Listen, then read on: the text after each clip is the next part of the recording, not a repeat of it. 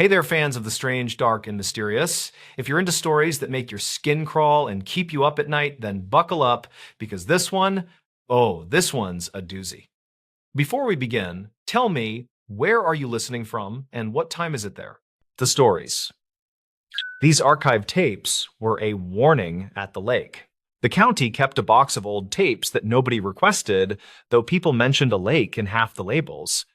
Each reel carried a handwritten date in faded ink, spanning from 1984 through 2001, then stopping abruptly. Rena Valdez was 34, a county records technician who covered the public window and handled the backroom shelves. She had planned a quick shift, then a quiet drive to her sister's apartment for leftover stew and television. The box of tapes ruined that plan because the new intern stacked it crookedly, and the lid slid open suddenly. One cardboard sleeve read Lake Patrol. Another said Ranger Tower 2. The thickest sleeve said Dispatch Saturdays. A note at the bottom said duplicates for training, reportedly returned after audit, do not discard. The dates matched a period locals still referenced with nervous jokes, which meant details might still identify private people. She logged the box in a generic way, using the Lakeshore District and a wide date range to protect identities. She told herself it would wait until Monday, then she found herself winding a reel on the library machine. The machine clicked softly, and a voice filled the tiny playback room, thin and metallic. The first tape was a ranger briefing about posted signs and seasonal closures, and nothing seemed strange at first hearing. A man listed wind patterns, then a woman read names for volunteer cleanups, and then someone said maintenance reported missing bolts on the north dock.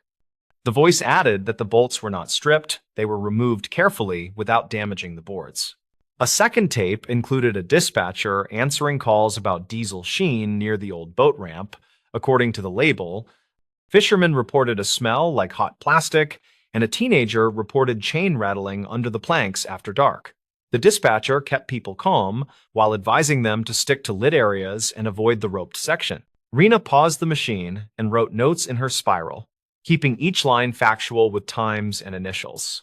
She checked the storage log for incident reports from those dates, and the log showed vague entries about routine patrol and no injuries.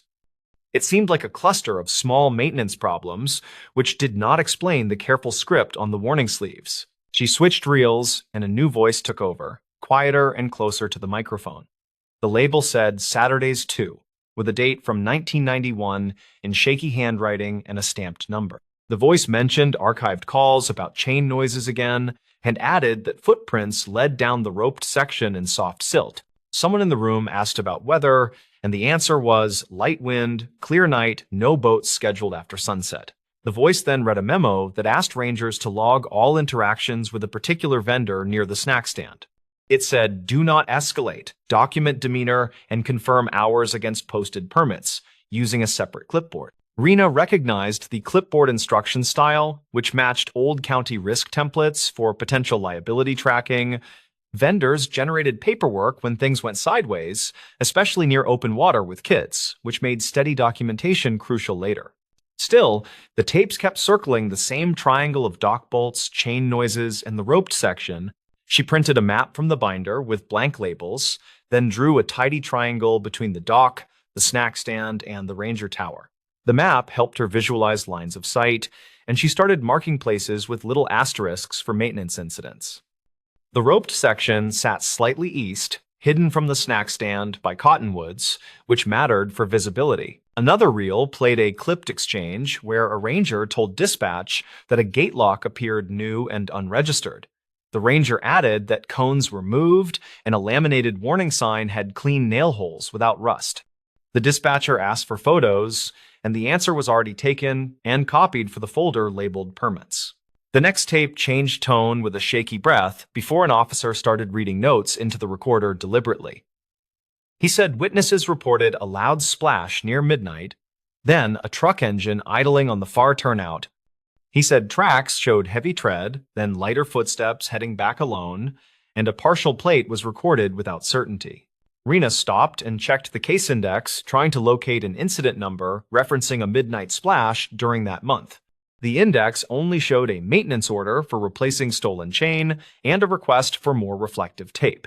She underlined the lack of a matching incident and added a small arrow to her running list for later verification. On Tuesday morning, she asked her supervisor if she could inventory the box more thoroughly since the reels were fragile. He nodded without interest, telling her to log whatever needed logging and to shove the box behind tax rolls. That gave her private time in the playback room, which she used to build a timeline on fresh paper. She listened to another Saturday tape where a woman from the tower called dispatch about a boat drifting across the boundary. The boat moved lazily, but the line drifted toward the roped section, which was posted as no entry. The woman sounded firm, and she logged the time. Then she asked for a ranger with a bullhorn. A tiny clink echoed on the tape before a second voice said, "Hold on," then added that a chain was loosened again. The tower watched two shapes bending by the boundary floats, and the dispatcher repeated the request for immediate response. Sirens filtered faintly through the recorder. Then the tape ended with an abrupt click that did not feel accidental. Rena checked the log again and found only a note about routine lake closure with citation for boundary violation. She highlighted the citation number and scribbled a request to pull the paper copy from the offsite cabinet. If the citation sheet had officer notes, she might find names replaced with initials and a vendor detail. In the afternoon, the intern returned with coffee, and Rena asked if he knew the lake from hiking around. He said his cousins called it the turnaround because teens use the far turnout to swap drivers late at night. He said people heard the chain in the wind and joked that it meant a shift change for the lake. She asked about the vendor by the snack stand, and he shrugged, saying an older guy sold bait from a cooler. He added that the man kept to himself and that the stand closed after 2003 when bathrooms needed repair. Rena thanked him, then went back to the machine, because one more reel had Ranger Tower 2 in heavy ink. The reel opened with playful teasing about coffee. Then a woman said the boundary floats were drifting again toward the shallow shelf. She made a note that the vendor stayed late, counting cash, and that 3 pickup trucks idled by the turnout. She said wind from the ridge pushed small waves against the dock posts, and the sound carried. Then came a gentle thud, and the woman said quietly that bolt heads were missing again on the north ladder. She asked anyone nearby to bring a camera and mentioned small shavings near the posts, like metal caught and ground shiny. She said it looked new, not weathered, and suggested logging it as tampering after checking permits. Rena wrote ladder bolt heads missing and circled the phrase carefully, then drew a line to the earlier chain note. She felt the outline of something organized, not merely bad luck, and the tapes added a pattern of late Saturdays. She felt a pinch of frustration because the official paper trail looked deliberately harmless compared to the recordings. She filed a request to review tower logs that year, and the clerk gave her a battered binder with loose pages. The tower logs used pencil, and the Saturday pages looked smudged, but several entries repeated a vendor name pattern. The pattern matched the earlier instruction to log demeanor and hours, which meant quiet escalation without confrontation. An evening tape from 2001 began with static. Then the dispatcher said the tower line would record summaries every hour. The tower voice read weather, then listed vehicles, then paused at a truck with a partially obscured plate covered by dust. The tower added that the truck bed held a heavy chain coiled flat and the ends taped tight. Rena felt the air in the room go thin. Though she knew she was just listening to old caution collected for audits, the tower voice kept going, steady and calm, calling out 2 sets of footsteps and 1 pair returning alone toward the turnout. Then the tower said the vendor appeared nervous, closing early and locking a cooler with a new padlock. Another reel documented a ranger walking the roped section at dawn, taking photos of raw scrapes on chain links. The ranger said the scrapes were bright, not dull, and the boundary floats had new gouges near the welded rings. He guessed someone had dragged the chain to the shelf, making deep channels beside the ladder posts. She studied the map again, measuring distances with the edge of a note card and aligning the triangle to the shoreline. The shelf sat where the cold current ran channel to channel, sucking down loose gear and stunned fish every spring. If someone knew that flow, they could use it to hide things quickly, maybe even move something heavy without splashing. The county maintained a box of anonymous tips from that period, and Rena requested the file through the clerk quietly. The tips mentioned fights in the turnout, and a truck with fresh dents, and late-night cash counting by the stand. One tip described a crying woman near the chain in 1991, then wrote, "He told her to get in now." Rena breathed slowly and kept her notes clinical because she was not a detective and the tapes were not a case file. She wrote potential domestic dispute near boundary, then wrote check for missing persons in overlapping county dates. She cross-referenced the years against a public list of unresolved reports without printing names or addresses. Within that public list, several families had posted memorial pages that mentioned the lake vaguely without pinning a location. The dates brushed the Saturday span, and at least one message thanked volunteers who had searched old drainage channels. Rena did not draw conclusions, but she felt the box had been kept near the window for a reason. The thickest reel contained a training segment that sounded like a quiet warning wrapped as procedure. A supervisor read instructions for dock inspections, then emphasized that bolts should be numbered and painted once installed. He said repeated substitutions by outside contractors had caused confusion, then urged rangers to photograph every ladder each week. He read slowly, reminding staff to check chain markings and to log any bright scrapes within 24 hours. He asked that vendor interactions stay cordial but detailed, and that cash counts should match posted hour sheets precisely. He repeated that night closures had reasons, and that the roped section protected a shelf known for unpredictable suction.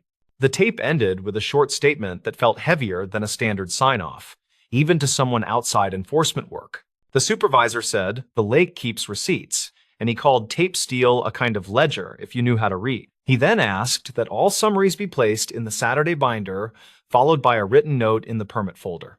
Rena returned the reels to their sleeves, then updated the entry in the inventory system with a quiet summary. She wrote that the contents included dispatch summaries, tower logs, and training instructions, and that these might interest risk management. She flagged the box for restricted copying and added a line suggesting improved storage due to evidentiary value.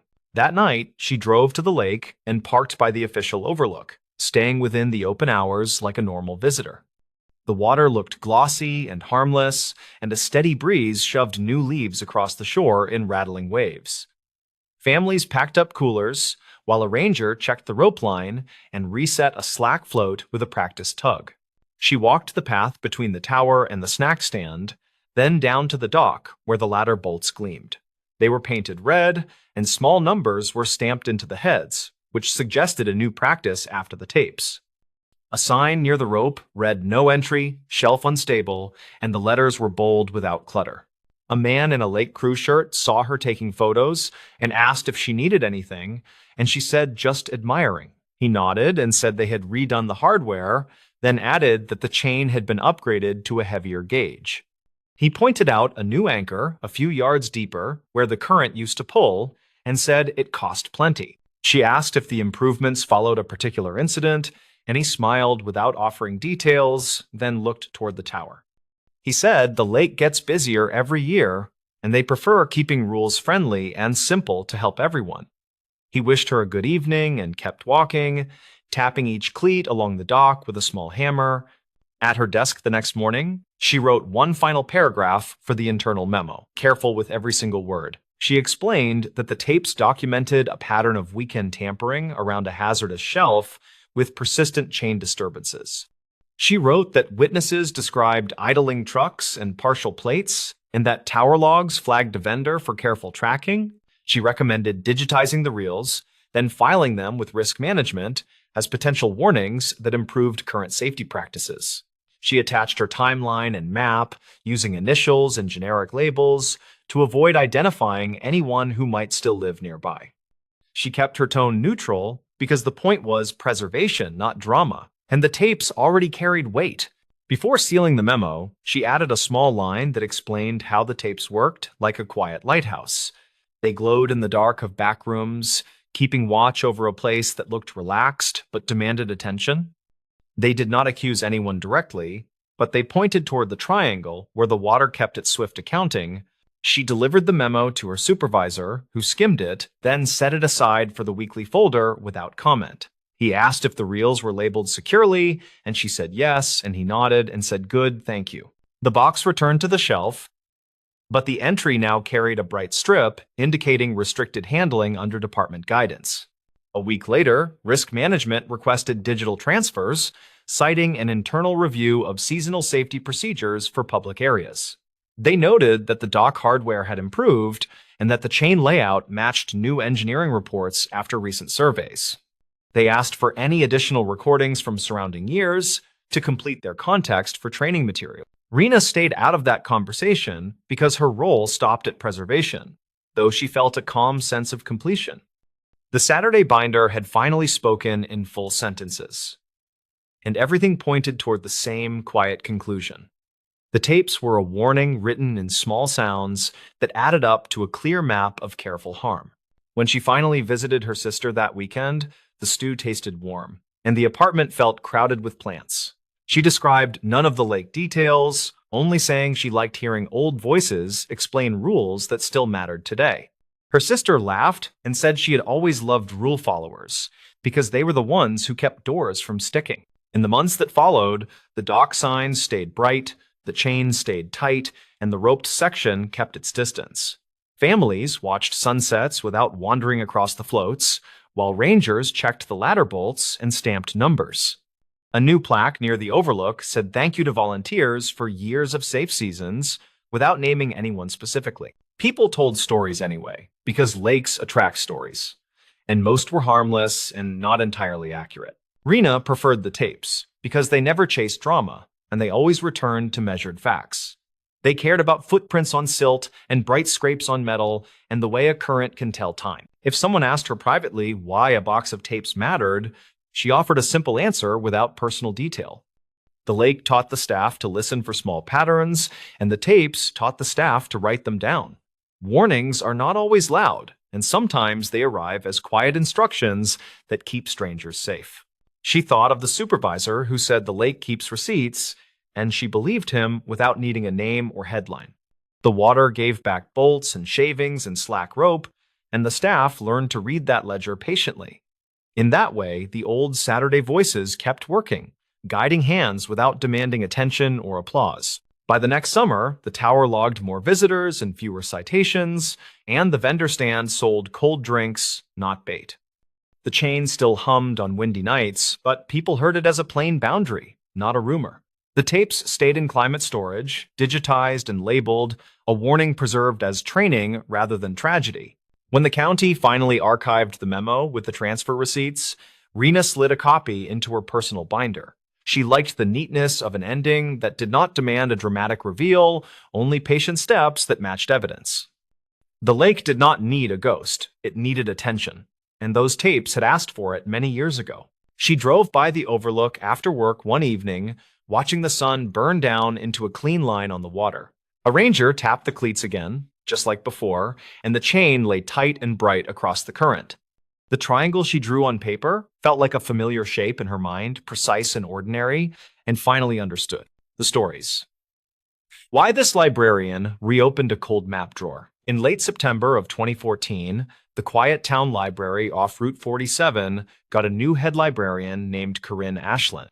She was 39, a former archivist who'd spent years cataloging geological surveys for a state university. By all accounts, Corinne wasn't the kind of person to chase ghosts until the day she decided to reopen an old, locked map drawer that everyone else had forgotten. The drawer sat in the basement stacks, labeled Time State Topography 1952 to 1958 asterisk. Its brass handle had gone dull with age, and the key was missing. For years, staff used the cabinet as a makeshift table for coffee mugs and boxes of donations.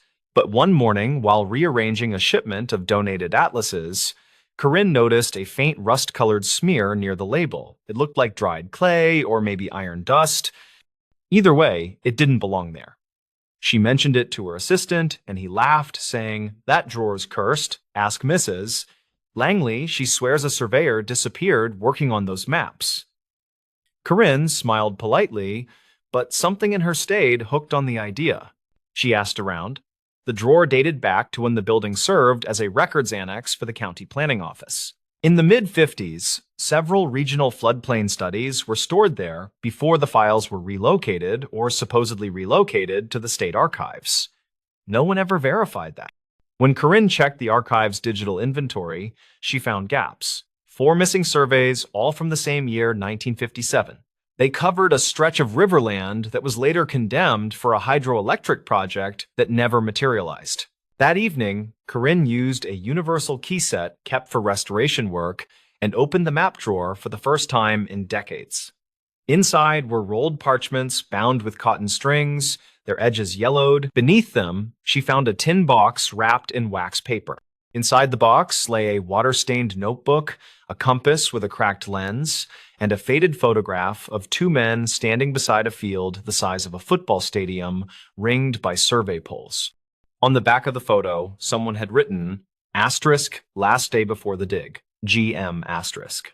Corinne scanned the initials against old employment rosters. There was a Gregory Malon, a field engineer who'd gone missing in June of 1958. Officially, he'd left the project for family reasons, but the local paper from that summer told a stranger story. Asterisk, surveyor vanishes near proposed reservoir site. Search suspended after 3 days. Asterisk, no follow-up, no body recovered. Corinne started a file. 1. She called the county records department. A man named Leland Cross, an aging clerk who'd worked there since the 70s, remembered something. Mahlan. Yeah? He was working on the Franklin Bend plan. Whole thing got shelved when the funding dried up. I heard his partner quit soon after. Leland didn't recall the partner's name, but he mentioned an old storage trailer the county once kept near the riverbank. They hauled the trailer out after a flood in the 60s, he said. If anything survived, it's in the historical depot now. The depot was just a few miles away. Corinne drove there that weekend, signed in as a researcher, and requested the Franklin Bend materials. The clerk brought her a warped cardboard box smelling of mildew. Inside were soil samples, invoices, and a reel of magnetic tape marked Audio Log 4 field notes. She had to borrow an old player from the depot staff. The recording was faint, but clear enough to recognize 2 male voices. Asterisk, Greg, you're not logging this, right? Asterisk. Asterisk. Relax. It's just us. But if this ridge keeps sinking, we need to report it. Asterisk. Relax. Relax. Asterisk. Asterisk. We will. After the last survey, the company can't afford another delay.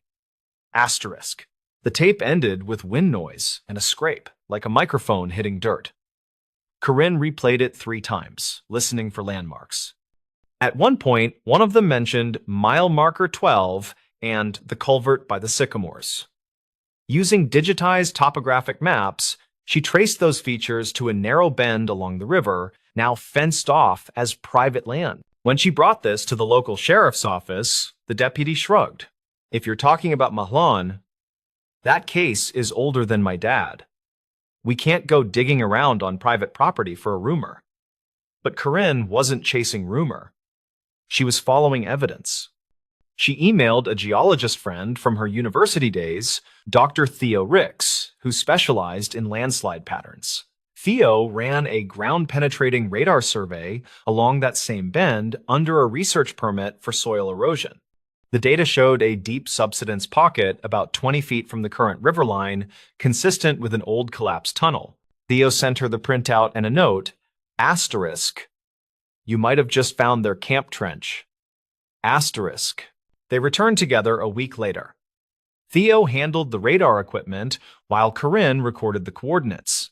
Near sunset, a small piece of metal surfaced from the silt, a corroded survey tripod leg, stamped Property of Franklin Bend Hydro Limited. The find was modest, but it confirmed the crew had worked exactly where she predicted. From that point, Corinne began piecing the timeline. The notebook from the tin box mentioned sudden soil shifts, pressure readings, and the phrase asterisk, map variance, river shift, not natural. Asterisk. The handwriting was Malan's, matching samples from his earlier reports. It appeared he suspected someone had deliberately diverted a drainage channel to falsify flood risk data, possibly to inflate land value before government acquisition. If true, exposing it could have derailed the whole project.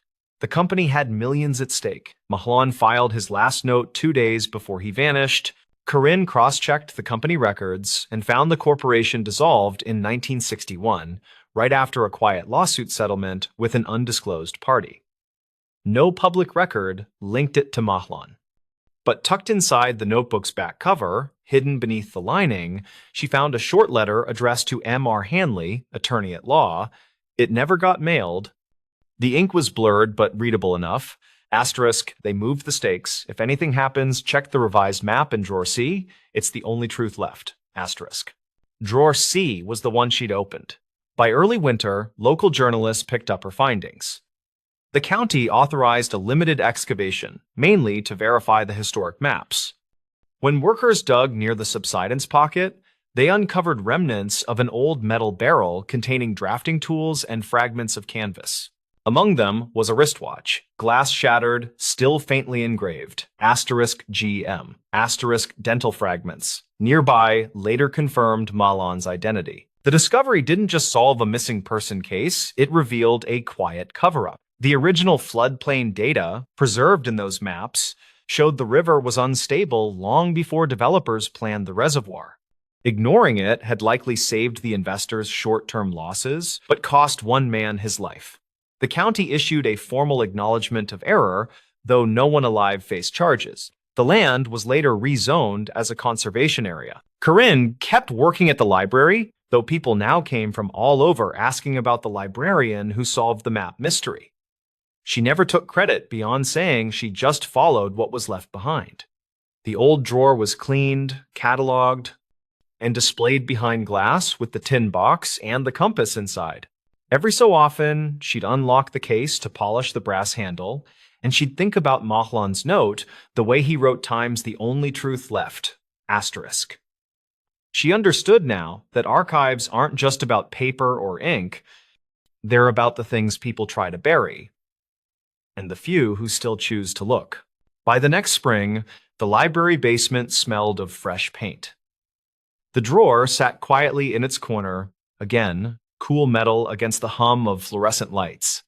And that was enough. No headlines, no dramatics, just a reminder that sometimes reopening the past isn't about curiosity. It's about letting someone finally be found. The stories. This night guard filed a missing hours report. The file started as something routine, a timestamp discrepancy in a small town security log. A night guard at a regional warehouse filed a missing hours report, claiming his time card didn't match the hours he'd actually worked. The report was short, oddly calm, and dated early March of 2019. No one thought much of it until he never came back to work. His name was Leon Hartridge, 43, a former truck driver who'd switched to night security after a back injury. The warehouse sat off a rural interstate, the kind of place that smells like cold concrete and diesel even after midnight. Leon's shift started at 10 and ended at 6. His wife told investigators he usually came home by 6:30, drank coffee, watched old westerns, then slept until afternoon. That pattern broke on a Wednesday night when he didn't clock out. The initial assumption was simple. Maybe he quit. Maybe he got another job, or maybe he just walked away. But the following morning, his supervisor found his lunchbox, still sealed, and a half-empty thermos on the break room counter. His reflective vest hung neatly on a hook, radio still attached. The last digital swipe of his ID was logged at 3:42 a.m., then nothing. The company filed a basic absence form, but by Friday, the sheriff's office got involved. They reviewed the overnight CCTV, 6 cameras in total. 5 worked fine. The 6th, covering the north loading dock, froze at exactly 3:41 a.m. Then, 3 minutes later, all motion detection stopped. It wasn't just a blackout. The file header showed it had been manually overwritten. Leon's brother, a retired electrician, offered to check his apartment when calls went unanswered. Inside, he found Leon's keys on the counter, wallet in the same place he always left it, and a spiral notebook on the kitchen table. The last entry, written in his blocky handwriting, read, "Clock shows 4 when I walk out. Feels later. Light's wrong color again." Investigators traced that note back to similar remarks he'd made to coworkers in the weeks before. One of them, a forklift operator named Ray Corbin, told deputies Leon had been bothered by something about the new lighting system. The company had replaced the overhead fluorescents with motion-activated LEDs that flickered under certain camera angles. He said it messed with his sense of time, Ray recalled. He'd come in thinking it was midnight and swear it was almost morning. At first, police treated the notebook as irrelevant, a tired man rambling about lights. Then came the dispatch logs. A 3:48 a.m. call had been placed from Leon's company-issued phone to a non-emergency county line. The recording still exists. He told the operator he needed to document something about the schedule. His tone was formal, detached, like he was making a statement rather than asking for help. The operator tried to clarify what he meant, but the line dropped mid-sentence. The call lasted 53 seconds. When they checked the network records, they found something else. The call didn't route through the cell tower nearest the warehouse. It bounced from a tower 30 miles east across the river. That's the same direction Leon's phone was last pinged before it went offline, near an unfinished section of the old state bypass, closed since 2011. Deputies drove out there and found fresh tire tracks in the gravel, leading toward a fenced construction lot. No vehicle was recovered. Weeks passed. Local news ran a single story: warehouse guard missing after time card dispute. Public interest faded quickly. And as fashion, local news wanted the power. But in June, the company's new HR contractor discovered something odd while auditing payroll. Leon's time card for that final night didn't just show missing hours, it showed duplicated entries. Between 2 a.m. and 4 a.m., his ID was logged twice at 2 different doors, seconds apart. One swipe at the front entrance, one in the mechanical hallway. Same ID, same timestamp. Technically impossible. Investigators re-examined the internal server that housed the door logs. That's when they noticed a secondary access profile had been created using Leon's credentials, but tagged with a different department code, one belonging to the electrical maintenance division. The account was active for 1 week, then deleted. IT records listed the administrator as temporary systems testing. No one at the warehouse remembered authorizing it. The more they dug, the stranger the timeline became. Archived footage from prior nights showed brief blips in the digital clock, displays 3-second shifts where the time rolled backward before correcting itself. Leon had written about this in another note. Clock skipped again. Same moment the hum cut out. Technicians later confirmed that during those same minutes, a backup generator was cycling power for a series of sublevel fans. Only a few workers even knew the sublevels existed. They weren't active parts of the facility anymore. When authorities finally inspected the lower level, they found old offices sealed off with plastic sheeting and warning signs for asbestos. In one corner sat an unplugged time clock terminal dated 1994. The paper spool inside it still contained partial punch cards, yellowed and brittle. One of them bore Leon's employee number, printed faintly beside the name of a former contractor who died years earlier. That discovery reframed everything. Somehow, the modern ID system had merged data with the obsolete one, producing overlapping records that made it appear Leon was in 2 places at once. The missing hours report he'd filed wasn't about unpaid wages, it was about time itself, slipping in a way he couldn't explain. The investigators never found conclusive proof of tampering, though one retired systems tech told local reporters that the company's old mainframe still ran partial code from a discontinued scheduling program called ShiftLine. He claimed that under rare conditions, like a power cycle during data backup, it could duplicate entries with original punch data from the archive, labeling them with active credentials. If that happened when Leon's ID was scanned, it might have triggered a fatal error, but that's still theory. What's factual is this. The same Friday, the audit uncovered the duplicate entries. A highway cleanup crew reported finding a fragment of a reflective safety vest along the bypass construction route. It matched the brand issued to Leon's team. DNA analysis was inconclusive exposure, and time had degraded it. But one detail stood out. The vest's zipper pull contained traces of oil consistent with the warehouse's loading dock equipment. In the end, the case file closed under missing person, presumed deceased. Officially, no foul play. Unofficially, everyone agreed something in that building broke his sense of time before he vanished. His wife still keeps the notebook on a shelf. The last page, just beneath his final note, has a short line written in different ink, maybe added later, maybe the same night. It reads, "Clock shows 4, door says 3. At this point, the facts that remained were simple. A man noticed an inconsistency, tried to document it, and disappeared between 2 readings of the same minute. Whether that was error, accident, or something stranger about how those systems looped, no one can say for certain. The warehouse eventually upgraded its entire security network, scrapping every trace of the old servers. But the missing hours report still sits in the county archive, a single-page statement with the timestamp frozen at 3:42 a.m. The same moment the camera went dark. The stories. Ranger station logs noted a missing hiker at noon. The radio crackled just after lunch, and the clipboard showed a blank line beside a borrowed bear spray canister.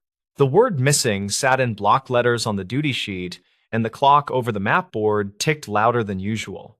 Renata Vale worked the desk that week, 38, seasonal ranger with a stubborn streak for clean paperwork. The station sat outside a popular canyon where the trail ran through scrub pine, and July heat made the air taste metallic. Her plan for the day was simple: clear the lost and found shelf, and call 2 vendors about water filters. Plans changed when a volunteer handed her the trail phone and said a worried brother was holding. He said his sister failed to text from the halfway point, and he used the word routine like a spell. He gave a name that did not exactly match the sign-in sheet, and his voice thinned when Renata asked about clothing and pack color. He had a screenshot of their last conversation, time-stamped just before noon, and said a ranger blog recommended checking the canyon switchbacks first. Renata felt the quiet alarm that starts in a seasoned ranger's hands, the kind that steadies rather than shakes.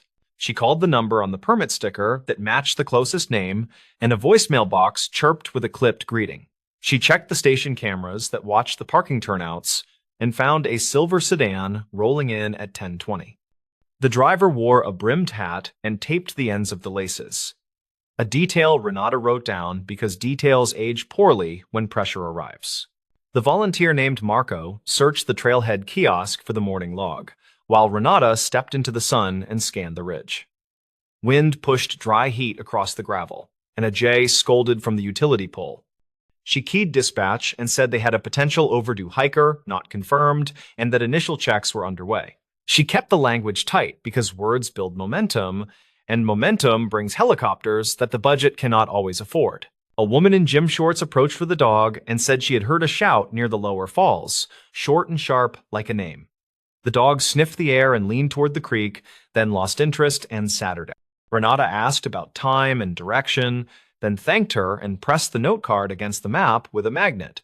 Witness statements fail without anchors, so she pinned the details to the grid and reviewed them aloud. Marco returned with the binder of trail camera stills that interns pulled from a motion unit near the bridge. The images showed the brimmed hat at 11:16, then again at noon on the switchback above the falls. The shirt color looked different under the dappled light, a common effect on digital stills that gave Renata a moment of doubt. She printed 2 frames and circled the pack strap, then clipped them to a clipboard for the field check. Her simple plan melted fully when dispatch called back with archived calls. A person had phoned the tip line at 11:42 and asked about trail closures on the East Rim, then hung up when asked for a callback number. The caller used a masked service that had failed before, and the audio had that empty room sound that suggested a roadside kiosk or a cheap motel. Renata pressed a knuckle against the map and agreed to log the call as related. She put together a step-by-step, starting light and staying local to the canyon. First, a hasty sweep from the bridge to the switchbacks with 1 ranger and 1 volunteer. Second, a parking lot inventory to match plates to permits and to note any vehicles with cooling engines that did not match sign-ins. Third, a witness walk with the dog owner to the lower falls, with a promise to return her to the trailhead within the hour. She radioed the plan and heard the click of acknowledgement from Wyatt Perales, 32, trail tech and steady boots in rough ground. They moved out along the creek, and the summer smell shifted from dust to algae and sunscreen. A couple in sun hats pointed to a narrow ledge where someone had left a crushed water bottle and a candy wrapper. Renata photographed the area with a department phone, then bagged the trash because trash turns into stories when the wrong eyes find it. She kept her sentences short on the radio and noted her times with a pen that left grooves deeper than the ink. At the switchback, Wyatt found boot scuffs that angled off the tread and into scrubs so tight it would punish any shortcut. He pointed to a pressed patch of grass, then to a low branch with a pale scrape that matched soft plastic. Renata crouched and saw a faint thread from athletic tape, the same color she remembered from the still. The thread clung to rough bark, a small but useful tether between the images and the ground. They moved higher and reached a shallow spur where the view opened into a dry basin. On the spur, a pair of hikers said they passed a woman alone who looked back often, as if waiting for someone who never arrived. The hikers spoke slowly and paused to remember, then agreed to write brief statements at the station later that afternoon. They offered a photo from a distance that showed only a shape in heat shimmer, and the horizon looked bleached and wide. Renata asked the brother for more context by text, keeping questions narrow and practical. What snacks did she favor? Any injuries last year? And did she ever speak about this specific canyon? He replied that his sister planned the hike to test a new route from a guide forum and sent a blurry screenshot of a message board thread. A username bragged about a hidden shelf that saved 20 minutes, and that sentence pressed a new line into Renata's plan. She called the district's archive and asked for old incident notes related to the shelf, and the clerk said there were 2 minor rescues on a heat weekend 3 summers ago. Those notes described short slips and stubborn walkers and contained a detail that felt right and wrong at the same time. Both incidents started at noon when shadows shortened and depth perception failed, and both involved hikers who disliked crowds and sought quiet. Another message arrived from the brother that changed tone from worried to careful. He said a coworker reportedly spotted a silver sedan at a grocery near the highway at 1:30 with the brimmed hat visible through the windshield. He said the coworker did not want to get involved, and that felt useful in a different way. Renata thanked him and wrote the time down, then circled highway with a question mark that drew a slow breath from Wyatt. They pushed through Manzanita to reach the rumored shelf and found it narrower than described, with a crumbling margin that looked unfriendly. A faint shoe print showed a split tread that matched a popular brand, and a smear on the rock smelled like cheap bug spray. Wyatt anchored a line to a juniper and leaned just far enough to see a small alcove with shade and a clean view of the bridge. A person could wait there unseen, then return to the trail when passing groups moved on. Renata called dispatch to log the shelf and asked for a quiet check on the grocery footage if the store manager would allow it without a formal request. She kept the ask light, and the clerk at the store reportedly agreed to review only the parking lot from 1:15 to 1:45. While they waited, they spoke to a fisherman who said he had heard someone practicing a greeting near the bridge, polite and warm, the way people rehearse before calling an office. They returned to the station to regroup and found the dog owner had kept her promise about the statements. She drew a crude map of her walk and marked the spot where the shout came, which lined up with the shelf by a neat stroke. Renata checked the plate list from the lot, and one entry bothered her because the registration sticker covered an older color. That usually meant a cheap repaint, often done quickly when a car changes hands among friends. The call from the store came back while the clock swept toward 4. Footage reportedly showed a silver sedan near the outer edge, and the driver wore a brimmed hat. The camera caught the driver opening the trunk, then closing it without removing anything. The driver sat for a full minute, then left the lot with a slow signal that suggested careful timing rather than confusion. That action made less sense if a hiker was lost, and more sense if a narrative needed space. Renata asked the brother to send any recent photos of his sister's gear so they could match brands and colors to the thread on the branch. He sent a camping picture from spring, and the pack straps matched the stills with unnerving accuracy. He also sent a photo of a laminated media badge from a fitness channel and apologized for forgetting to mention that side gig. Renata stared at the badge and felt the click of pieces rubbing into place. She pulled the permit files again and found a second entry from the morning that used a near match to the name, with a transposed letter that looked accidental at first glance. The second entry had a note in different handwriting that said, "Early shoot near bridge, approved by office." The office had approved no such shoot as far as Renata knew, and a deep memory of an email warning about unauthorized product videos rose to the surface. Those videos sometimes used stage trouble to capture attention, then rode the wave for clicks and ad buys. She contacted the regional office and asked whether a crew had requested permission that day, and the answer came back tidy and negative. The office asked for details, and Renata kept her language cool and focused on logs and times. She included the masked call and the quiet shelf, and the fact that a brimmed hat appeared where a plan would benefit from a dramatic turn. She asked for guidance on whether to treat the case as a welfare check or as a permit violation with a side of false alarm. Before the office replied, Wyatt flagged a new detail from the camera stills that had felt unimportant earlier. The brimmed hat in the second still carried a small pin that caught the sun, and the same pin appeared on the media badge in the spring photo. It was a tiny compass rose with 3 points bent, a logo for a training program that marketed grit and quiet strength. The pin created a line between online identity and trail identity, often a line people try to blur when views are currency. The volunteer team returned from the upper spur with a clean report and no sign of distress along the ridge. A group of teenagers said they watched a drone rise above the bridge and glide toward the shelf, then return quickly when someone shouted about rules. The teenagers filmed the drone on a phone, and the video captured the brimmed hat figure leaning on the railing, then turning away when the shout landed. Renata saved the clip and documented the time, then asked the group to leave contact details in case the office needed follow-up. As evening lights softened, dispatch called with a quiet advisory. A patrol unit had found a silver sedan parked at a scenic turnout 15 miles east, empty and cooling, with a folded jacket in the back. The officer waited nearby without lights and reported a second vehicle pulling in close, then leaving when the cruiser rolled forward. The plate on the second car belonged to a rental agency with a flexible policy about credit cards, a detail Renata captured without judgment. The office finally replied and advised a welfare check with a parallel inquiry into misuse of emergency channels. They recommended a measured approach that prioritized safety and avoided public drama.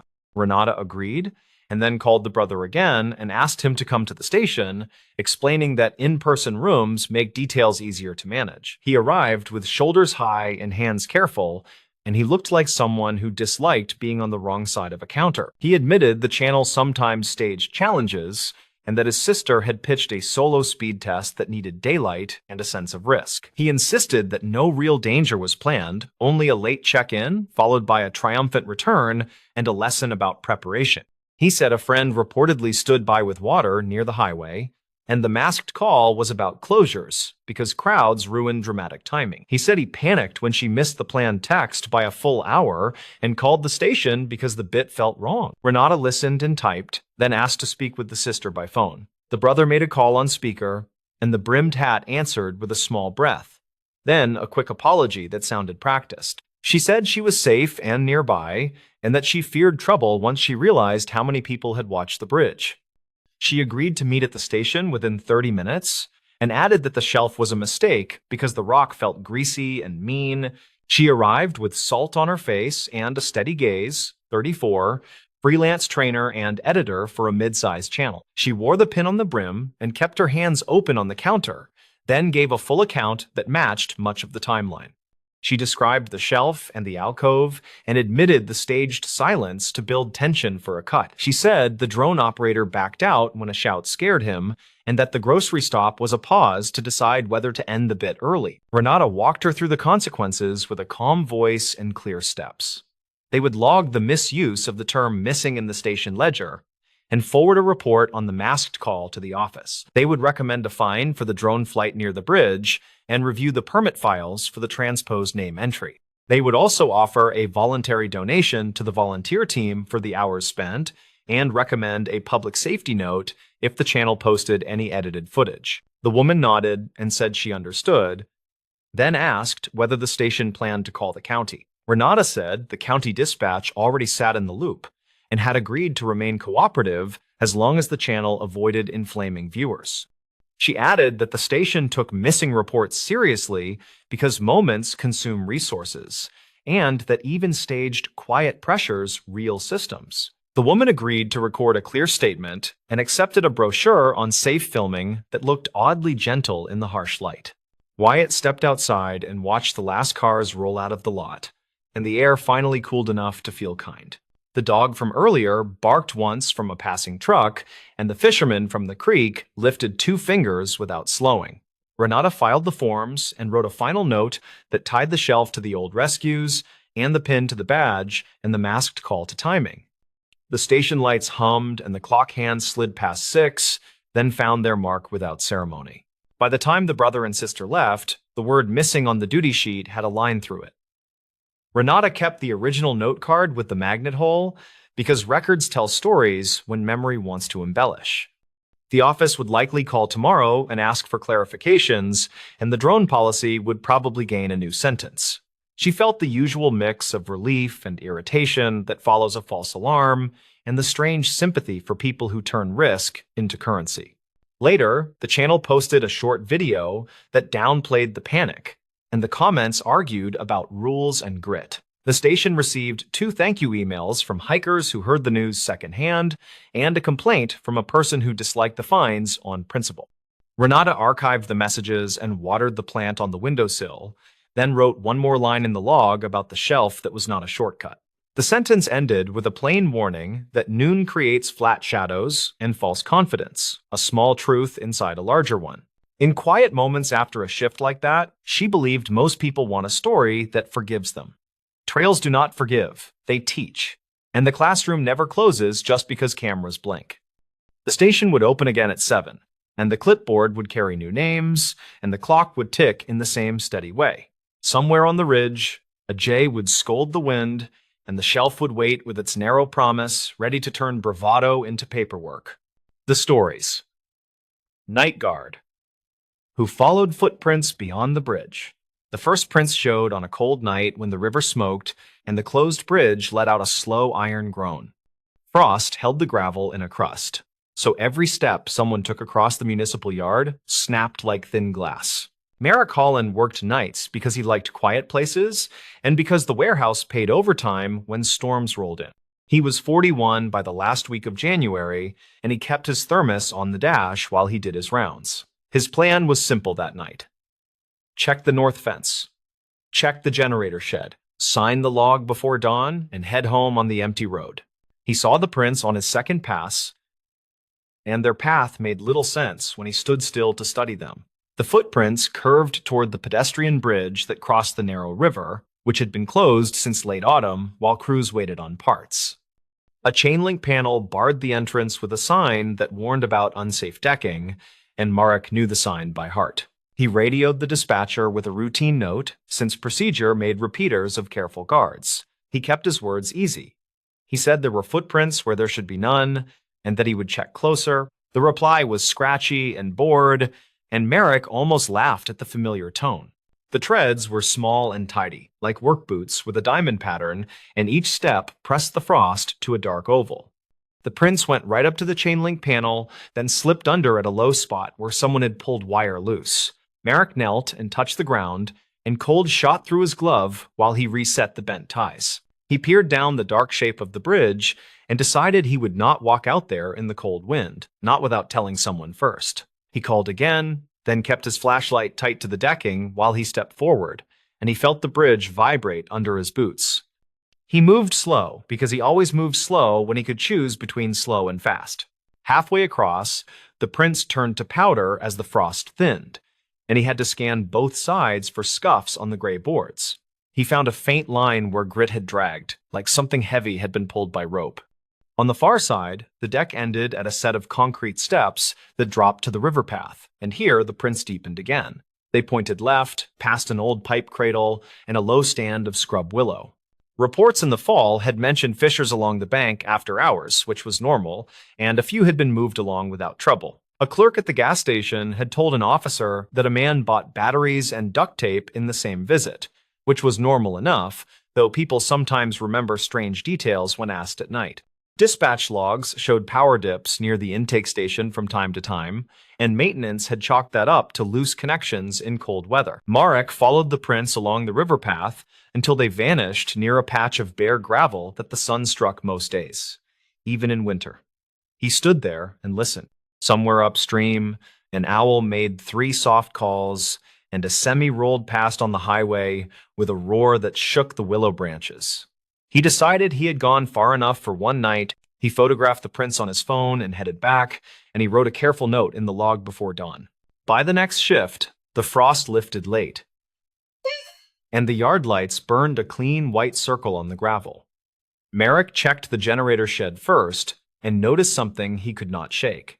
The small lock on the diesel cap was scuffed, and a scratch ran from the cap to the lip like a hose had rubbed while someone steadied a weight. He checked the fuel slip from the last delivery and did the quick math. The level looked low by a few gallons, which could happen, and which also could not. He spoke with Celia Karp in maintenance the following afternoon because Celia knew more about the place than anyone in the office. Celia was 58 and had worked 3 floods and 2 droughts, and she kept a pocket notebook with every code for every panel. She said the power dips had been shrugged off by city, and that nobody had time to pull the panels until spring. She said the bridge closure made her nervous because blocked paths invite shortcuts. On the 3rd night, Marek went to the bridge before his first pass, and he crouched at the chain link panel with a small bag of sidewalk chalk from the supply closet. He rubbed a pinch of red chalk into the dirt under the gap and dusted the decking where the prints had scuffed before. He wanted a way to tell if someone crossed again, and he wanted to see where the dust went when the night did its work. He made his rounds slower than usual and kept his eyes on corners where things hide without trying. The radio remained quiet until midnight. Then a call came in about a coyote by the south gate. Marek drove down and found only wind, and he thought the call felt like a joke he had heard before. He logged it anyway, because logs are the bones of quiet jobs. When he returned to the bridge, his light caught the faintest red sunset on the boards, and he felt alert in the way he liked. The chalk had smeared in a thin line toward the far steps, and the dust trailed down to the river path.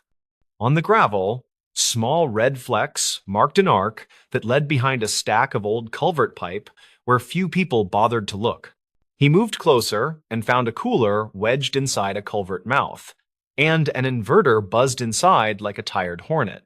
A length of clear hose lay coiled by the cooler, and the nozzle had a strip of duct tape where a leak had been patched. The setup looked temporary and careful, like someone trusted routine more than luck. Marek called dispatch, and his voice stayed even while he chose words that would not set hairs on necks. An officer drove down the service road and met him by the culvert, and they stood and listened together. The officer did not rush, which Marek respected, and the 2 men watched the bridge until the wind shifted. The officer said he would put a note on the morning brief, and he asked Marek to keep eyes open without playing hero. The phrase made Marek smile, and later he did not tell that part to anyone. In the days after, Marek traced the quiet pattern that repeats when someone abuses access. He checked camera angles and discovered the north yard camera had been bumped on a date that matched a power dip, and the new angle showed the sky more than the gate. He opened the back of the housing and found 3 screws missing, which was always a tell. He measured the footprints with a scrap of tape and got the same length each time, which told him the walker was careful with steps or else was one person always.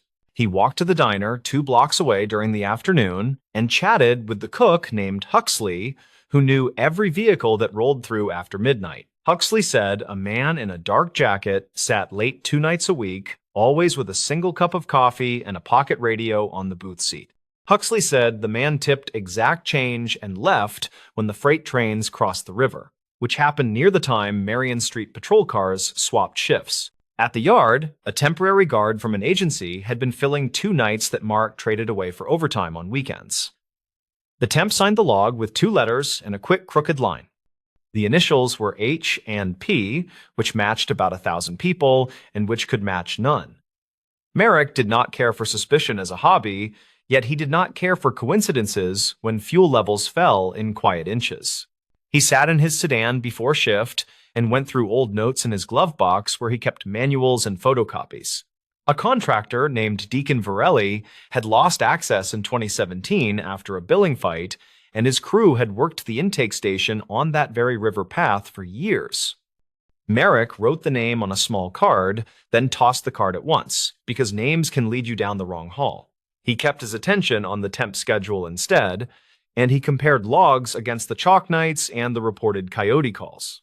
On a dry Tuesday, red chalk showed again on the gravel, and the cooler in the culvert had moved 2 feet, which looked like a nervous person trying to outsmart the obvious. Marek called the non-emergency number and asked for a quiet presence, and officers waited with their lights low behind the old salt shed. Marek did his rounds with wide loops and checked his watch without seeming to check, and he waited on the near side of the bridge by the chain link panel. A figure came over the crest like a shadow that had business, and the boots set down in precise little ovals. The man wore a dark jacket with reflective piping like the agency issued, and he carried a duffel that sagged from weight. Merrick stepped forward and kept his light on the ground, and he spoke steady without trying to sound like an actor. He said the bridge was closed by order of city, and he asked if help was needed. The man froze and looked left toward the culvert, which told Marek the only thing he really needed to know. The officers stepped from behind the shed, and everything stayed dull and true from there. The duffel held a 12-volt pump, a power bank, and 2 hoses cut to different lengths. The cooler held the inverter and spare tape and a stack of empty hand warmers, which can keep batteries alive just long enough between dips. The generator diesel cap carried the same tape residue as the hose, which tied the loop neatly enough for any careful mind. In the report that later circulated, details sat plain without flourish, which is how such documents talk to the world. The temp guard was named Harley Pruitt, age 36, and he had worked a roster of small night jobs that rewarded boredom more than skill. Archived calls showed he had reported animal movement at the south gate on the nights when the pump likely ran, which kept eyes away from the river path. Store security footage from across the highway reportedly showed a man matching his build, buying duct tape and batteries on a schedule that matched power dips at the intake station. Celia came down with a wrench the following morning and replaced the generator cap, and she tightened every panel on every camera while humming through her teeth. She shook Merrick's hand with hard gratitude, and she told him the thing she always tells the new ones. Quiet places are never empty, and attention is the difference between a close call and a cleanup. People in town talked for a day, and then they talked about weather and games and a boat stuck on the ramp. Merrick logged his shift and ran a cloth across the dusty dash, and he looked once at the bridge where the chain link panel still hung crooked. He felt a small weight lift, which felt almost like pride, and then he felt something more like relief. He went back to the prints in his head, and he ran the path out again from the first night to the last. The steps had led beyond the bridge in the way tracks tell their whole story, and the red chalk had given him a quiet mouth. He thought about the way a small problem can hide inside a larger closure, and how a closed bridge invites someone to think rules are only suggestion. He drove the empty road home before dawn, and the river threw thin fog across the low bend like quiet breath. Merrick did not decide to keep working nights forever, and he did not make any grand vow. He thought instead about the small habits that keep a place honest, and the way a single set of prints can reveal a patient plan. In a town that prefers routine, a careful person with time can pull things apart slowly, unless another careful person keeps watch and asks simple questions that carry weight. By spring, the bridge opened again with new planks that smelled like fresh-cut pine, and families leaned on the rail to watch geese slide by. Some people remember a rumor when they cross, while most only hear water and light traffic and the chatter of kids. Merrick crosses when his route calls for it, and he never looks for drama, though he notices scuffs out of habit and checks if gates sit straight. He keeps chalk in the glove box still, and he keeps a small card that reminds him that attention wins more often than luck. The card does not carry a name, and it does not need one, because the lesson was simple and dull and true. He followed footprints beyond a bridge that everyone ignored, and he found a tidy machine made for taking small pieces of a place that trusted silence. Quiet work gave him back a little faith, which is worth more on a night shift than any badge or speech. When people ask him why he noticed, Marek says it was the shape of the morning frost and the numbers that never add fare. He tells them he just kept walking where the prince asked him to go, and he wrote things down when they mattered. He says a bridge is still a path even when closed, and that someone will use that fact to their advantage at least once. The rest of the time, he does not say much, and he lets the town hold its small stories without fuss, because most of them end with someone paying attention and returning what does not belong to them. The stories. Night guard who logged footsteps, no camera recorded. The night it happened, the security office at the old Westmore shipping depot smelled like dust and burnt coffee. According to shift logs, a 42-year-old guard named Dennis Halbrook clocked in at 11:30 p.m. and wrote a short note. Asterisk. Routine patrol. Clear floor. Humid tonight. Asterisk. He was the only guard on duty. By dawn, his chair was empty, his flashlight was lying under the main stairwell, and the building's cameras, 8 of them, showed nothing from the hours between midnight and 2. Westmore had been a Rust Belt landmark since the late 1970s, a concrete maze of loading bays and silent conveyor belts on the edge of a quiet Midwestern town. Dennis had worked there for 7 years, divorced, reliable, usually quiet. The kind of man who showed up early and read old paperbacks during breaks. That night was supposed to be uneventful, just a standard walkthrough before the building was scheduled for renovation. Around 12:10, he logged a line in the duty notebook kept beside the monitor screens. Asterisk. Footsteps on mezzanine catwalk, west wing. Checked cams, no feed, asterisk, a minute later, asterisk, still hearing it, will inspect, asterisk, that was the last thing he ever wrote. The plant's internal system backed up video every 6 hours. When investigators reviewed the footage from the mezzanine camera, the feed cut to static precisely at 12:08. Other cameras kept recording fine until 2:30, showing only flickering lights and empty halls. A maintenance worker named Harold Cortez arrived early that morning to replace fluorescent tubes on the ground level. He found Dennis's flashlight lying on its side, beam still weakly glowing, and the notebook open.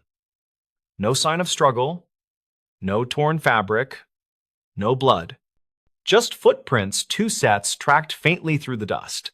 One set from Dennis's standard issue boots, the other, smaller, bare, leading to the freight elevator that hadn't worked in months. The county sheriff's department filed the case as a missing person.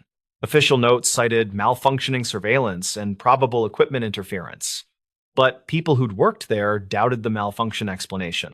Westmore's night tech, a woman named Carla Wynn, swore she'd serviced those cameras the previous week. They were old, but fine, she told local reporters. The cables were intact. You can't lose a feed that clean unless someone cuts power at the board. Dennis's sister, a nurse named Ruth, said he'd called her the night before. He'd sounded distracted, mentioning he'd found a second badge lying by the locker room door. She assumed he meant another guard's ID, but the company only issued one active credential, his. Archived building logs later showed the same badge used twice that night, once when Dennis clocked in, again at 12:11, opening the West Wing stairwell door. Whoever used it the second time moved toward the mezzanine exactly where Dennis had gone to investigate. By late summer of 2014, the company shut down the depot and cleared out the interior. Cleanup crews unearthed a small personal cassette recorder near a ventilation shaft behind the third bay. It contained about 30 seconds of audio, the hum of lights, a pair of quick footsteps, a metallic clank, then Dennis's voice saying, "Who's up there?" followed by a short distortion burst and silence. Audio engineers confirmed the tape had been magnetically warped, likely by exposure to a strong field, not heat or age. There was another strange detail buried in the sheriff's supplementary report, a mention of radio interference in patrol channels between 12 and 12:30. The on-call dispatcher logged fragments of words bleeding through static asterisk. Northgate, lights out, he's still here. Asterisk, none of the other guards were on duty that night, and the next scheduled patrol wasn't until morning. Years later, a local journalist named Owen Ralston revisited the case for a regional history program. He interviewed former employees and found that in 1998, 2 decades earlier, another guard, 39-year-old Gerald Pike, had disappeared during overnight maintenance. Same mezzanine, same missing camera footage, same unexplained power surge. Back then, the report blamed faulty wiring. Ralston tracked down Gerald's surviving son, who showed him an old Polaroid his father had taken before the disappearance. The photo captured the West Wing catwalk at night, lights flickering in the distance. In the lower right corner, partially blurred, was a faint silhouette that seemed to be looking down at whoever held the camera. Analysts couldn't verify whether it was a reflection or a person. But when the journalist compared the layout of that image with modern floor plans, he noticed something the angle matched exactly where Dennis's flashlight was later found. What made it worse, the timestamp written in blue ink on the Polaroid's border, asterisk, the 3rd of April 1998, 12:11 a. M asterisk was identical to the digital record of Dennis's badge swipe, asterisk 12:11 a. M asterisk, two men, 16 years apart, logged in the same minute of the hour, in the same corridor, just before both vanished. Electrical engineers consulted during Ralston's project suggested a pattern of ground faults that might have caused rolling blackouts localized to one wing, possibly scrambling old analog video circuits.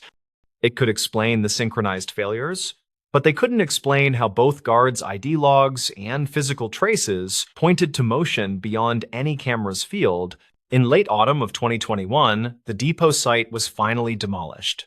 Before the demolition, a volunteer archivist named Leah Torres cataloged remaining items from the security office for the county museum. Inside a rusted filing cabinet, she found the original duty notebook sealed in a plastic evidence bag. Most pages were smudged, but the last line stood clear under the dried ink. Asterisk. Still hearing it. Will inspect. Asterisk. Beneath it, barely visible under a tilt of light, another faint line appeared, impressed by pen pressure, not ink. Forensic enhancement later revealed, asterisk, recording this time. Asterisk. That phrase matched an unfiled cassette found near Dennis's locker years earlier, the same type used for the warped tape. The archivist played it carefully on a restored deck. The audio was faint, but at the 13-second mark came what experts described as a pattern of steps, counted 7, then stop. The acoustics placed it roughly 10 feet above the ground, consistent with the mezzanine. When news of the find resurfaced, Ralston added an epilogue to his documentary. He pointed out that both the 1998 and 2014 incidents shared one quiet constant. The security logs always mentioned footsteps, but never the echo that should have followed in a steel-floored building. He speculated that the mezzanine's partial collapse during construction years earlier created a space that resonated oddly, bending sound in ways the old analog recorders couldn't track. Maybe, he said in the closing narration, what Dennis heard wasn't someone walking, but the building replaying itself. The official record lists Dennis Halbrook as missing, presumed deceased. No remains were ever found. The West Wing mezzanine was melted down with the rest of the metal. Today, the old depot grounds are a parking lot for long-haul trucks. Drivers who park overnight sometimes mention hearing boots pacing above the asphalt when the wind picks up, though there's nothing there, just open sky. Local radio traffic still gets random interference near mile marker 32, short bursts that resemble a steady rhythm of footsteps. At this point, the facts that remained were simple. Two guards, years apart, logged the same minute, heard the same sound, and left no image behind. The rest, whatever it was, stayed between the missing frames of a camera that never recorded and a notebook line that never should have been there. The stories. What stayed behind in this motel room window? The room was standard. 2 beds, a humming wall unit, and a window that faced the parking lot where big rigs idled through the night. What didn't look standard, once the sun rose low and flat, was the faint writing that only appeared across the glass at a shallow angle backward, patchy, like a message scrubbed hard but not gone. Rhea Mallory, 37, an insurance field adjuster on a week of hail damage claims, noticed it as she packed. She had meant to drink the motel's thin coffee, make 2 calls, and hit the interstate before the heat came up.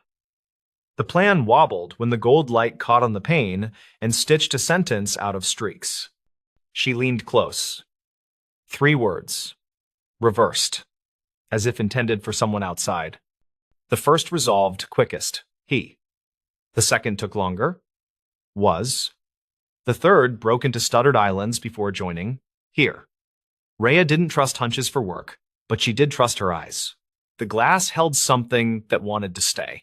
She touched the pane with her knuckle, careful not to smear. The letters were not marker or paint. They looked like oil lifts, the kind that come from fingers pressed to a clean surface, then wiped without full success. Years of photographing dent patterns and windshield webs had made her look for directionality, downstrokes, stopping points. The H's verticals were heavier at the top. Somebody had reached up to write it. The height matched a kid, maybe a small teenager, maybe someone standing on a heel. The backward presentation meant whoever wrote it had been inside the room, not out in the lot. Rhea stepped back, then forward again, catching the angle to reread. He was here. It wasn't much by itself. Still, it clicked against something she half remembered. A flyer she'd seen in a gas station along this same highway, western Nevada. A wide run of sage and salt flat about a kid who had vanished years ago, last seen near an old roadside motel. The details on the flyer had been faded and generalized, and she hated the feeling of turning strangers into puzzles. But the message on the glass wouldn't let go. She snapped a photo, then another with the curtain pulled halfway to throw side shadow. Insurance habit. She set her phone on the sill and made a line in her notebook, room 23, north building, roadside motel, off the state route, near the truck stop, morning light from the east. She added the date in her own style, early September of 2011, because she'd learned that memory softens the edges of time. Down at the front desk, a man with the posture of a coiled garden hose slid a receipt across the counter. He wore a shirt with a stitched name. Denton Kroll, property manager. He had the long stare of someone who had solved the same small problems for too many seasons. Rhea mentioned the window, casual like it was a maintenance note. Cleaning streaks, Kroll said. Windex when the sun hits. He tapped the desk with a capped pen. Happens. Could be, she said. It looks like words, though. Backward, like someone wrote from inside. People do all kinds of things to glass, he said, not looking up. Kids breathe and draw hearts. Guests leave handprints. Our crew wipes it down. Since when have you managed this place? Rhea asked. Still casual. Late 2000s, he said. Before that, it was old Mr. Levitt's. He let things slide. We've replaced a lot of panes, Truth told. He would not say more, and she didn't push. It wasn't her business. She was there for roof photos and the dent farm on a fleet of sedans. But curiosity has a way of hiring a seat beside duty. Back in the room, she stood the motel stationary on edge to catch more oblique light. The letters resolved again. She took a slow breath, then put her phone on voice memo not to narrate, just to capture the ambient hum and her measures. A trick a photographer had taught her to anchor memory later. The air smelled like old cleaner and the metal tang of the window track. Her internal clue came by accident. When she slid the curtain fully open, the bottom hem snagged on a plastic spacer in the aluminum frame. The spacer was cracked, held with a sliver of old tape. The tape wore a different sheen than the rest of the frame. Brittle amber with torn fibers pressed into it. On top of that tape, ground into the glue, lay a tiny fleck of blue wax, the kind cheap crayons leave. Someone had taped something in place, maybe a page, maybe a label long enough for wax to settle. It matched the backward writing. If a sign had ever been stuck there, it would read correctly to the room. She wrapped the little tape shard in the motel stationery. Not as evidence she wasn't law enforcement, but because it felt wrong to leave it to a vacuum head. She took macro shots of the frame, the spacer, the wax fleck, and the area of glass where the words showed best. Then she checked out, turned in her key card, and drove to the first claim 2 towns over. She told herself it would end there. It didn't. At lunch in a diner with counter stools and a corkboard of lost puppies and church suppers, she asked the waitress if the motel had any stories. The waitress, thin braid, name tag reading, Paloma rolled her eyes. Depends on your appetite, Paloma said. Folks, stop, sleep, leave. Years back, a trooper sat there with coffee for a week straight. Didn't say why, just watched the door. Remember when? Ria asked. Late 90s? Maybe early 2000s? Paloma said. Time fuzzes. He had a name like Otero, or something like that. People said a kid was missing. No one talked specifics. Ria looked at her phone photos again in the car. He was here. She tried to leave it alone. That night, at another motel 2 counties away, she gave in and called the number on a public information page she found for the State Highway Patrol. A desk officer forwarded her to a sergeant who handled cold inquiries. She left a measured voicemail, using evidence terms that felt correct to her station. I'm calling about a motel window in Western Nevada. Room 23, North Building. There's old oil-lifted writing that reads, he was here when viewed at an oblique angle. There's also tape residue with blue crayon wax embedded in a spacer on the frame. I'm not asserting anything, just saw it, photographed it, and thought it might matter if there were any archived calls tied to that property. A day later, a woman called back, voice steady, words spare. She introduced herself as Sergeant Mara Vickery. Rhea put her on speaker and laid out exactly what she'd seen in order. Vickery didn't indulge or discourage. She asked for the photos and the exact position of the room relative to the parking lot. She also asked about the condition of the glass scratches, chips, or a logo in the corner that would indicate the manufacturer and tempering date. Rhea checked. The corner carried a faint etched mark. She had to tilt it hard to read. She wrote it down. Vickery hummed. The way someone does when a thing aligns with a file in memory. Here's what we have, reportedly, Vickery said. In late spring of 1999, a teenage boy traveling with extended family was reported missing along that corridor. Last confirmed sighting was a convenience store, 2 exits from your motel. Dispatch logs note a search and a hotel canvas. Witness statements varied. No sign. The case is cold, not active. We do not discuss names. Her tone made a boundary plain without being harsh. I'm not asking for any names, Ria said. I can send you everything. One more thing. There's a crack in the plastic spacer on the frame that's been taped over for a long time. The tape is ambered. There's blue crayon wax ground into it that felt like it was from inside, not outside. Copy that, Vickery said. Send what you have. Rhea sent the photos with a short note. She expected silence. Instead, Vickery called again the next afternoon. The mark you read on the glass etching is interesting, the sergeant said. It indicates the glass was manufactured in 2003. The motel you stayed in? Our old notes suggest it had original panes at the time of the search in 1999. So, if the panel in room 23 was replaced sometime after 2003, whatever writing you saw could predate that replacement only if transferred in some way. More likely, the writing was made after 2003, meaning the message came later than the disappearance, Ria said. Most likely, Vickery said. This isn't a TV turn. It doesn't solve anything. But it revises assumptions about timeline and occupancy. It suggests someone connected, or someone who wanted us to think they were connected, came back to that room after 2003. We would need maintenance records to know exactly when the glass went in. It made sense. And it did not hand her any drama. It did offer direction. Ria drove back after her last claim and asked for Kroll again. She didn't pretend she had authority. She did not hint at leverage. She simply showed the macro photo of the etching and the cracked spacer and asked if he had any records on window replacements. Kroll rubbed his jaw as if checking for new bones. We replaced a batch after a wind event, he said. Glass was whistling. I'll look. He returned with a gray file folder crusted with Post-its. Inside sat stapled invoices with dates in the margins. Early August of 2007, Units 12 through 24, North Building. Supplier, Lima's Glass Service. Installer initials? You mind if I photograph these? Ria asked.